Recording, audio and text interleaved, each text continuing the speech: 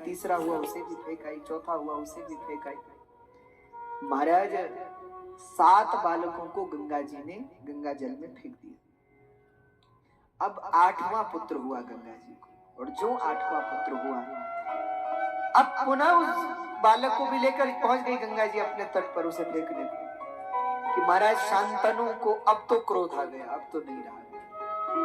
हाथ पकड़ लिया गंगा जी का, अरे देवी कैसे मां हो तुम?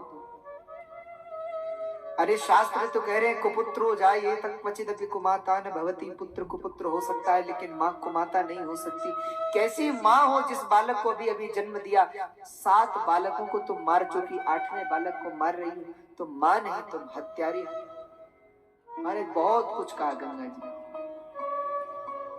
गंगा जी ने कहा राजन अपना वचन याद कीजिए, आपने क्या कहा था विवाह के समय? हम आपको छोड़कर चले जाएंगे। राजा ने कहा तुम क्या छोड़ के जाओगे, हम ही तुम्हें निकाल देंगे,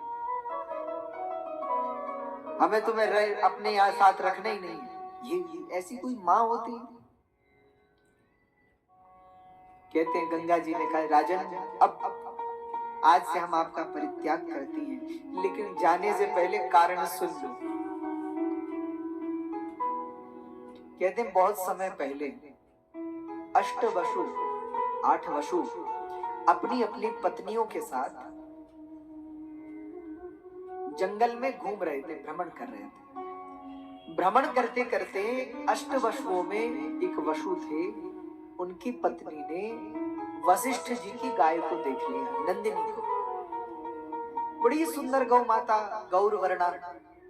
तो पूछ लिया अपने पति से, बोले ये गाय कितनी सुंदर मालूम होती है महाराज। तो उन वसुओं ने कहा, बोले देवी ये जो गौ है ना, ये वशिष्ठ जी की गाय, नंदिनी नाम है। अच्छा महाराज इसका कुछ चमत्कार है? बोलिए साक्षात कामधेनु की पुत्री है, और इसका चमत्कार है कि जो इसका दुग्ध पिएगा उसकी आयु 10,000 वर्ष की हो जाएगी। जो नित्य इसका दुग्ध पिएगा 10,000 वर्ष की उम्र हो जाएगी, और 10,000 वर्ष तक कभी बुढ़ापा नहीं आएगा। ये चमत्कार है इस गौ माता का। कहते हैं 8 वसुओं में वो जो वसु थे, उनकी पत्नी ने कहा महाराज मेरी एक सहेली है जो धरती पे रहती, एक राजा की रानी है, पत्नी है, और मैं बहुत समय से चाह रही हूं कि उसको कुछ अपनी ओर से भेंट दूं, और भेंट देने के लिए मुझे लगता है कि इससे अच्छा कुछ और नहीं मिलेगा। कितनी अच्छी गाय, अरे मेरी सहेली को दूंगी तो उसकी उम्र 10,000 वर्ष की हो जाएगी।